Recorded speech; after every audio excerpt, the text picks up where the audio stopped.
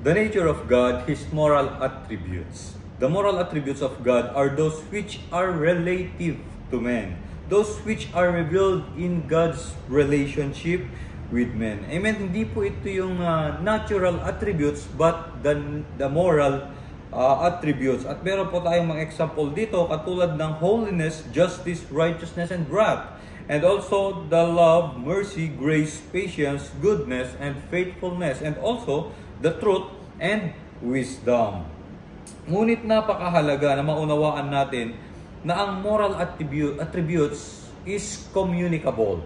And the natural attributes are non-communicable. Pero una, ay unawain natin ano ang holiness of God. The holiness of God. This is without doubt the greatest and most exalted of God. It has been termed the emphatic attribute, the one which God would have us most remember Him by. Amen? And letter A, the meaning of the word holiness means holiness is like sanctification, means to be set apart. To be set apart. Letter B, demonstrations of God holiness. Meron po tayong mga example like Abraham, Moses, Isaiah, Ezekiel, Daniel, and John. Also, letter C, the scripture fact of God's holiness. God is more often styled holy than almighty. Letter number 1, in general terms. Number 2, in a holy trinity. Alam mo natin yung tatlo, the Holy Father, the Holy Son, and the Holy Spirit. Letter D, manifestations of God's holiness. At meron po tayong 6 na bagay. Una dyan, in a hatred of sin, in a delight toward that which is holy, in a separation from sinners, in His works, in His law, and in the cross of Christ. Letter E, the application of God's holiness. At meron po tayong tatlo, because God is holy.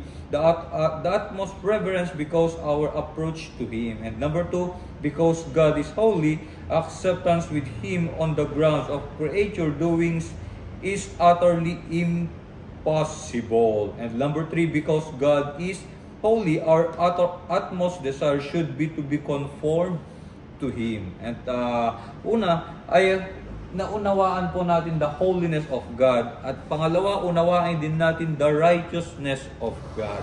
What is the meaning of God's righteousness? Ibig sabihin, the righteousness of God is a manifestation of His holiness. God's righteousness has been termed legislative holiness. And the attribute reveals God's love of holiness and in the imposing of righteous laws and demand. Letter B, the scriptural fact of God's righteousness.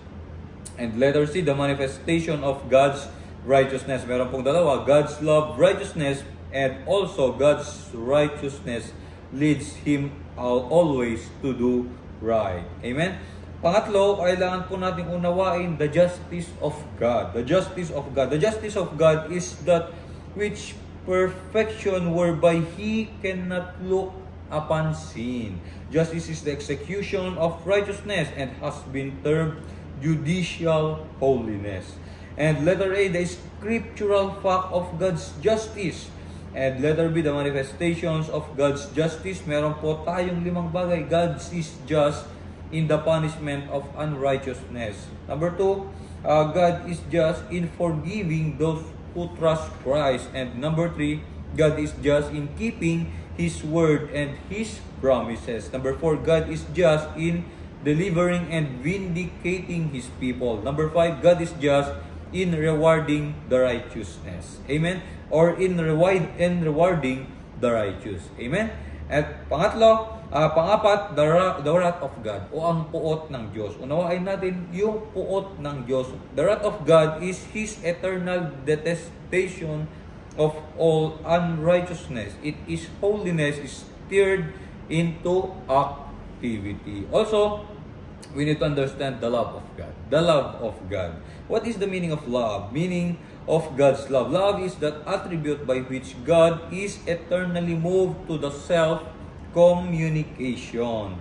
And love is that of God by which He is inclined to seek the highest good for His creatures and the communication of Himself to them regardless of the sacrifice involved. Letter B, the scriptural fact of God's love. And letter C, the objects of God's love. Meron po tayong tatlo, His Son, the believer, and the sinner. Letter D, the manifestations of God's love. And letter E, the quality of God's love.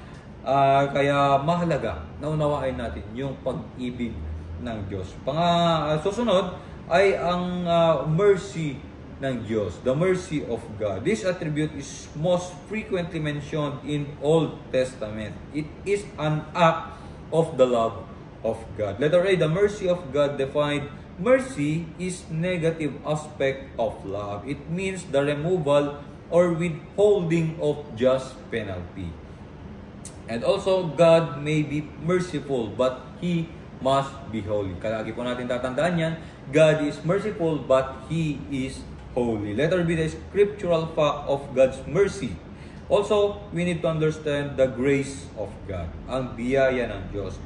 This attribute is most frequently mentioned in New Testament. And letter A, the meaning of grace. Grace meaning is the unmerited or undeserved favor. Ibig sabihin, hindi po natin kayang pantayan o hindi natin kayang abutin. And also, undeserved favor. Ibig sabihin, hindi tayo karapat-dapat pero ipinagkaloob ng Diyos sa akin. Grace meaning God's riches at Christ's expense. Amen? Letter B, grace and mercy contrasted. Grace is receiving what we do not deserve. Yun po yung heaven. And mercy is that not receiving what we do not deserve. Yun po yung hell.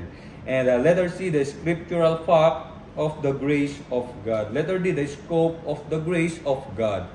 And also, we need to understand that there is a three thing na pinakamahalaga na nagpapatunay na nasa loob lamang tayo ng biyaya ng Panginoon. Una, saved by grace. We are just saved by grace. Living by grace. We are only living by the grace of God, and we kept by grace. Amen. Also, we need to understand the patience or long-suffering of God. Patience is the power of control God exercises over Himself. God is long-suffering. God is slow to anger. Also, we need to understand the goodness or loving kindness of God.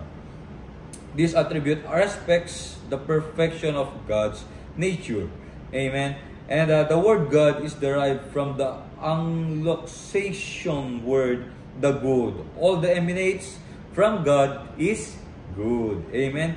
Also, ay merong 5 bagay dito which God is good. God's creation is good. God's law is good.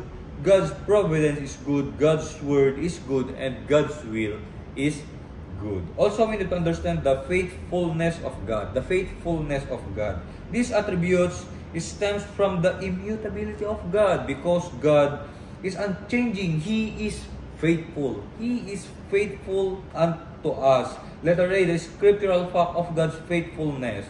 Letter B, the scope of God's faithfulness in the prophecy, in the preservation, and in forgiveness. Letter C, the comfort of God's faithfulness. And knowing God is faithful will keep us from worry, will keep us from the complaining, and will give us a great confidence. Amen? And also, we need to understand the veracity or truthfulness of God. The veracity and truthfulness of God. God is eternally true. And the meaning of God's word is not only true, but abiding nothing has. Amen? And also, we need to understand the wisdom of God. The wisdom of God. God is all wise. Siya po ay wise. Hindi po pwedeng magkamali o maging mangmang ang Diyos. Because siya po ay laging wise. Everything He does is wise in wisdom. God does nothing foolish. Amen? God does nothing foolish. Pero sa biyaya ng Diyos, kahit tayo ay mangmang, ay tinuruan ng salita ng Diyos, binigyan ng kaligtasan at buhay na walang